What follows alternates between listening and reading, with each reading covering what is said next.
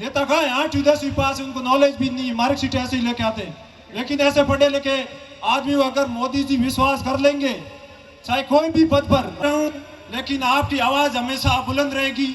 और आप राजस्थान के सिंघम, राजस्थान के, एक बाड़मेर के नहीं, राजस्थान के सिंघम, इतना अपने लिए, इससे बड़ी क्या बात हो सकती है? आपको पता है इनका पीछे का बैकग्राउंड? पढ़ाई में भी टॉप थे। यूपीएससी ऐसे क्लियर नहीं होती है, अपर से कांस्टेबल का पेपर पास नहीं होता है। यूपीएससी आईपीएस 1984 भी टाइम में पढ़ाई की थी भाई, बहुत दौर कौम है ना। भी में भी डीजीपी साहब के गवर्नमेंट लिस्ट अभी टाइम भी पढ़ाई में। तो आपने अनुशासन के साथ इतना बड़ा प्रोग्राम रखा, और ऐसे हिसाब से निवेदन है कि हम आपकी आवाज बुलंद करेंगे और आप ऐसे ही आगे बढ़े। हम युवाओं का यूथ आपके साथ है हमेशा। जब भी याद करोगे, चाहे मैं उठी तमिलनाडु हूँ, मैं कल रहूं न रहूं, लेकिन आपकी आवाज हमेशा बुलंद रहेगी। और आप जैसे लोगों की बहुत जरूरत है, क्योंकि आज के टाइम में यह 2 नंबर लोग चलते हैं, आपको पता है। ये पिस्टल वाले गुंडे, इनको रोकने वाला, रात की मेरे बहन बेटियों कोई बाहर जाए तो 100 बार सोच के जाती है। कानून व्यवस्था का कोई दम नहीं रहा है। डीजीपी साहब आ गए तो पढ़े लिखे, पहले देखो पढ़े लिखे हुए नेता कहाँ है? 8वीं 10वीं पास, उनको नॉलेज भी नहीं, मार्कशीट ऐसे ही लेके आते। लेकिन ऐसे पढ़े लिखे आदमी को अगर मोदी जी विश्वास कर लेंगे, चाहे कोई भी पद पर, राजस्थान में या तो इनको गृह मंत्रालय दे। मेरी आवाज अगर आप मीडिया कर्मी जयपुर या दिल्ली तक पहुंचे, या तो गृह मंत्रालय पद दे। ये भर्तियां मेरे युवा साथी 1-1, 2-2, 4-4 साल इस रूम लेके तैयारी करते हैं, और इनके लास्ट जाते क्या होता है? Paper leak, paper leak. इनका हौसला मर गया। किसने मारा? फर्जी नेताओं ने। तो ऐसे लोगों को दबाना मत। जैसे आज रेस थी, 4 पुलिसकर्मी कहां के थे आप लाइव देखना, मेरे को दबा दिया, आगे नहीं जाने दिया। मैंने कहा मेरे को पर्सनल बुलाया हुआ है, मुझे फर्स्ट लाइन जाने दो। कि नहीं आप पीछे। तो ठीक है भाई, मैं तो पीछे से ही मैंने रेस करके थर्ड हो गया, नहीं तो क्या औकात है भाई? बाड़मेर में कोई दूसरा जीत जाए और सांगाराम जी आए और के विष्णु हिसाब से निवेदन है, यहाँ के यूथ को बढ़े, दबाए ना। मेरा एक छोटा भाई था नरपत सिंह राजपूत, और हाकम सिंह 1300 किलोमीटर अभी जा रहा है, उसको भी शुभकामनाएं। राजपुरोहित है, और राजपुरोहित समाज, राजपूत समाज से निवेदन है, इन 2 प्रतिभाओं को दबाए ना।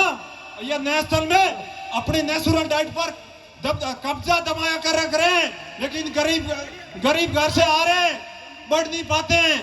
मेरा और मारवाड़ के सभी बहन और भाइयों से निवेदन है, अगर सांगाराम जी को मौका मिले तो आप समर्थन करें। घर घर या टी शर्ट, या अपने तन पर टी शर्ट लिया है तो एक ऐसा मैसेज है गांव गली में, इस आदमी को दबाना मत, चाहे कोई भी पोस्ट पर हो। मैं कहता हूं सरकार से, ऐसे विश्वासी और इनके हाथ से एनकाउंटर कितने गुंडों के हो रखे, 22। और आज यहाँ कलेक्टर साहब हो और डीजीपी साहब हो, या मेरी आवाज वहां तक पहुंचे जयपुर तक, तो साहब आपसे निवेदन है, मैं एक भारत का खिलाड़ी होते नाते इस आदमी को दबाना मत। अगर यह दब गए तो हम युवा दब जाएंगे। भारत माता की वंदे वंदे। और कलेक्टर साहब से निवेदन है कि भाई तू के थानेदार को टाइट करे, गुंडे घूम रहे हैं, हमें रात को भागने का प्रैक्टिस करके डर लग रहा है। हमको रात को सुबह प्रैक्टिस करने के 7 बार सोचना पड़ता है, कौन दबेगा, कौन कवर करेगा, और धमकियां देते हैं ऊपर से। काले कांच वाली गाड़ी नहीं घूमनी सही है मेरे जोगेश्वर भाई तू बॉब जी के एरिया में। और ये कलेक्टर साहब से निवेदन है, सड़कों पर ये जो झाड़ियां हैं 100 दिन रोजगार वालों को लगाए, उनसे ये सड़कें साफ कराई जाए, तो ये ट्रैफिक जाम ना होगा, तो ये दुर्घटनाएं नहीं घटेगी। वंदे यूथ एकता, यूथ एकता।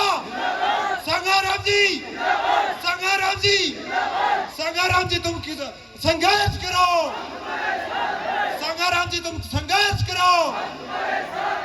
मैं मैं मेरा दर्द सुना सकता हूं क्या 10 सेकंड का? मैं जब दिल्ली गया, अपने मंत्री बने हैं तो इतना खुश हुआ कि भाई अपने अभी सरकार है। तो मैं ऊटी तमिलनाडु से आया, मेरे 4 लाख का कर्ज लिया हुआ था। मैंने कहा मंत्री जी मिलते मिलते ही 3 घंटे लग गए, प्लीज सपोर्ट, मुझे केन्या इथोपिया जाना है। ना कि मैंने अभी दौरे मत झोपड़ी बनानी है, मैंने देश के लिए मरना है। मैं मरूं तो ग्राउंड में शहीद हूं। तो मंत्री जी ने बोला तुम भाई तुआड़े भीख ही मांगते रहना, तुम भाई तुआड़े भीख ही मांगते रहे। तो हम भाई किसे आवाज हमारी सुने? कौन सुनेगा हमारा दर्द? हमारी क्या कोई गलती है तो आप बताएं, नहीं तो इनका टाइम रहते हुए अपना मत और समर्थन से समझ जाना। जय हिंद।